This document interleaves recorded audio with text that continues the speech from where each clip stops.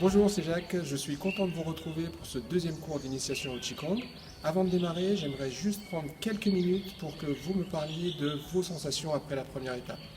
Bien sûr, vous ne pouvez pas le faire tout de suite, alors ce que je vous propose, c'est de le faire dans les commentaires directement sous la première vidéo. Est-ce que c'est plus de décontraction? Est-ce que c'est plus d'équilibre? Est-ce que c'est plus de calme? Est-ce que c'est plus de vitalité? Voilà, toutes ces choses qui montrent que cette pratique vous a apporté quelque chose. Si c'est le cas, je suis content parce que c'est l'objectif que je me suis donné. Vous apporter des exercices concrets avec des consignes de pratique simples pour vous aider à développer tout ça. Lors de la première vidéo, vous avez vu différents moyens pour trouver la décontraction. La régularité de la respiration en harmonisant les deux phases, inspire, expire, les visualisations, être dans une eau calme, à température agréable, posé sur des ballons. Bien entendu, la décontraction seule ne va pas vous permettre d'accéder à la vitalité que vous recherchez. Pour la trouver, il faut sentir l'élasticité. C'est pour ça que je vous ai parlé des micro-mouvements, avec l'idée que le ballon ou la colonne que vous voulez déplacer sont maintenus par des élastiques et donc ils ne bougent que très peu, et avec un mouvement à la fois fluide et ferme. Et progressivement, c'est tout votre corps qui devient le ballon ou la colonne et qui se dilate, se condense dans ce mouvement élastique. Et c'est ça qui vous charge d'une vitalité profonde, de sorte qu'à la fin de la séance, non seulement vous ne devriez pas être fatigué, mais au contraire, vous devriez vous sentir empli d'une énergie incroyable qui n'était pas là avant la séance, que vous avez développée avec la pratique. Si vous êtes prêt à affiner, à accentuer ces deux sensations, décontraction et élasticité, suivez-moi pour la deuxième étape, c'est le programme que je vous propose aujourd'hui. Commençons par l'échauffement avec les deux exercices de la dernière fois. Se secouer, déposez vos préoccupations actuelles. Elles viennent souvent se loger dans vos épaules ou votre dos. Le fameux « j'en ai plein le dos ». Relâchez tout ça. Maintenant, centrez-vous, tout en gardant le relâchement que vous avez trouvé dans le premier exercice. Et vérifiez la stabilité du bas du corps par rapport à la mobilité du haut. Voilà. Puis vous laisserez le mouvement se terminer naturellement. Pour le travail postural, vous allez prendre les mêmes caractéristiques que pour la posture précédente. Les pieds écartés de la largeur des épaules, les genoux déverrouillés et à l'aplomb des gros orteils, assis dans votre bassin, ventre et thorax détendus, colonne étirée jusqu'au sommet du crâne, épaules larges et détendues, les coudes écartés, posés, le menton posé. Vous allez juste changer de visualisation. Imaginez que vous maintenez une planche immergée dans l'eau avec vos paumes. Le premier objectif, c'est de trouver la décontraction. Pour ça, vous pouvez utiliser la respiration, pas de technique particulière, juste l'équilibre entre les deux phases, inspire, expire, et les visualisations. Vous êtes toujours dans une eau calme, à température agréable, qui vous porte et qui vous détend.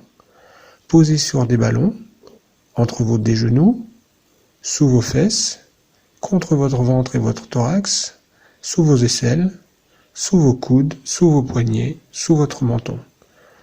Tout votre corps se dépose et se détend.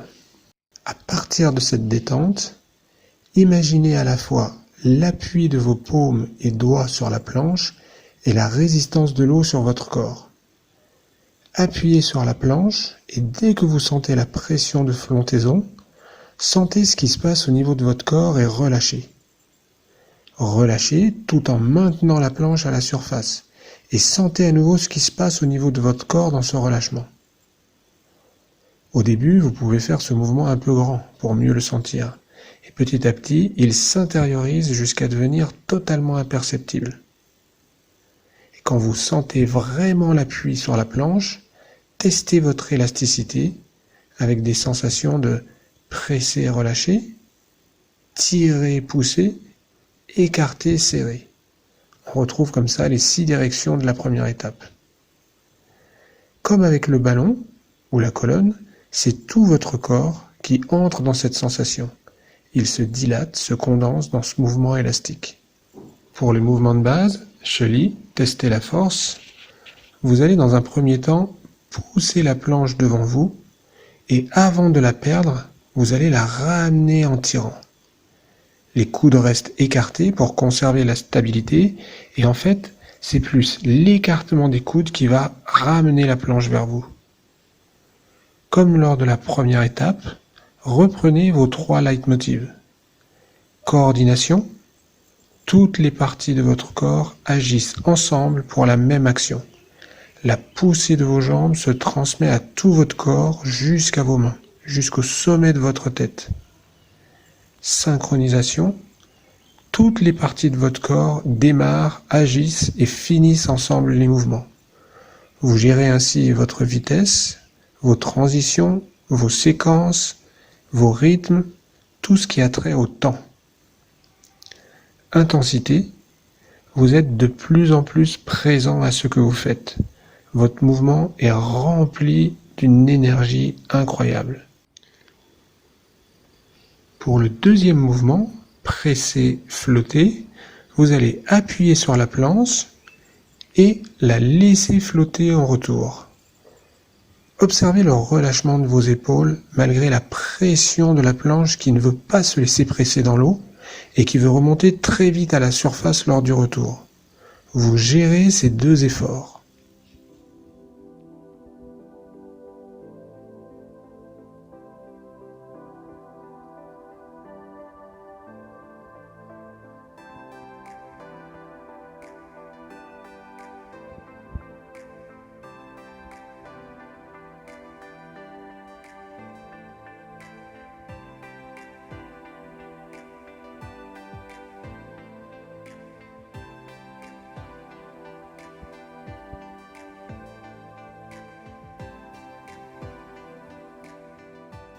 Pour l'exercice du déplacement, vous allez reprendre le premier éducatif en intensifiant la sensation d'élasticité de vos jambes. Vous pouvez faire 5 fois le mouvement avec la jambe droite, puis 5 fois avec la jambe gauche.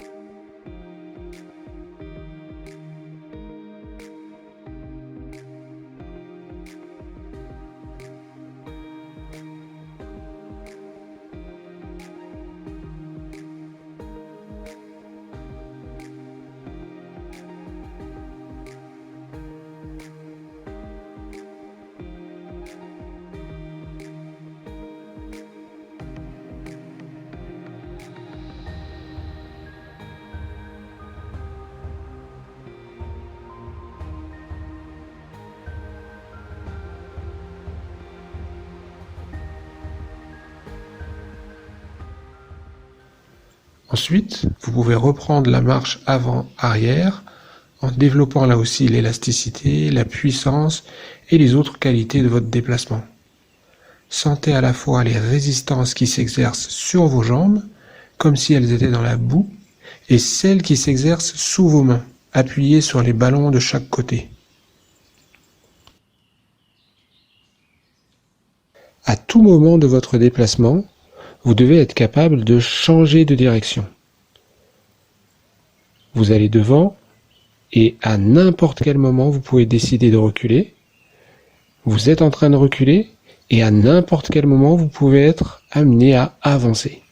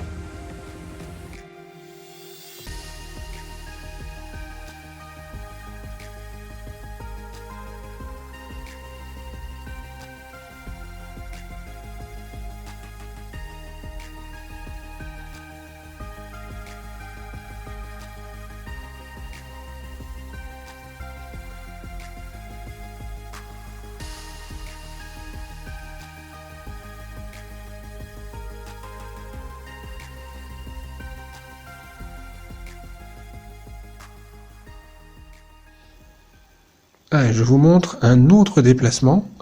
Vous allez faire un pas glissé en gardant la même jambe devant.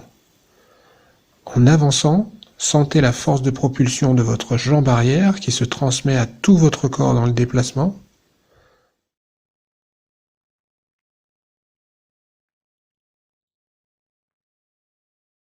En reculant, sentez la force de propulsion cette fois de votre jambe avant et l'équilibre de votre structure. Bien entendu, vous faites cet exercice une fois avec la jambe droite devant, puis avec la jambe gauche devant.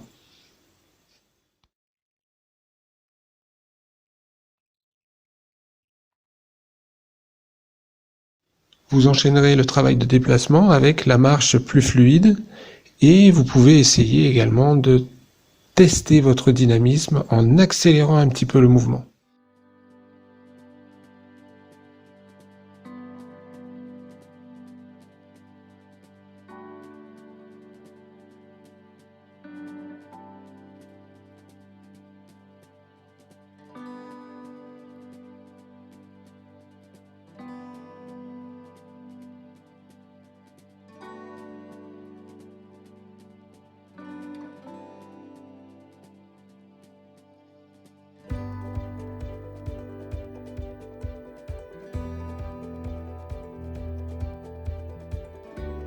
Pour l'exercice d'explosivité, Fali, sortir la force, cette fois vous placerez une jambe devant plutôt que de le faire avec les deux pieds parallèles.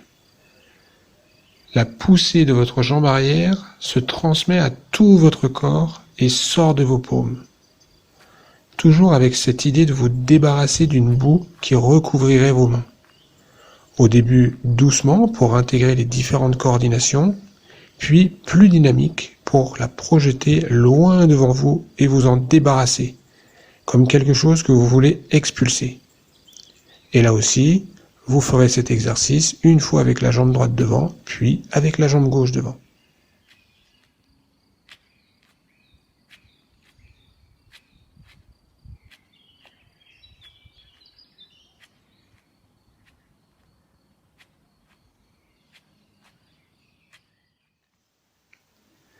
Pour terminer, je vous propose un exercice qui aide à détendre, à assouplir les épaules et à développer votre coordination. Vous allez faire tourner un bras dans un sens et l'autre bras dans l'autre sens. Cherchez à faire le plus grand cercle possible pour ouvrir vos épaules. Vous devez sentir l'étirement qui se produit. Là aussi, vous changerez de sens pour que les deux côtés soient exercés de la même manière.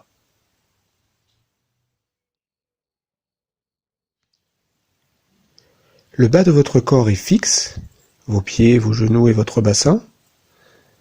Votre buste effectue un pivot autour de votre colonne vertébrale et vos bras effectuent des cercles en sens opposé en essayant de faire le plus grand cercle possible.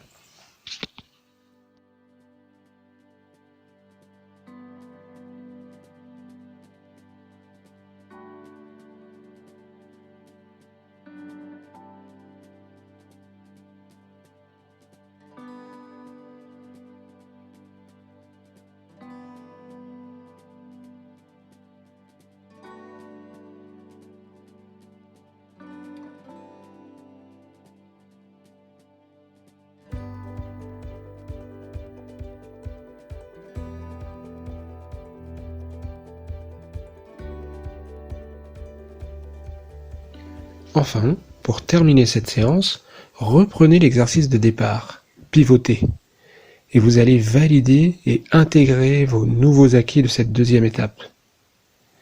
Essayez de repérer ce que vous a apporté cette deuxième séance par rapport à la première, et si possible, identifiez les différentes sensations corporelles.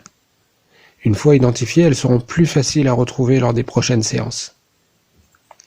Je vous souhaite donc de très bonnes séances de pratique et je vous dis à très bientôt pour les étapes suivantes.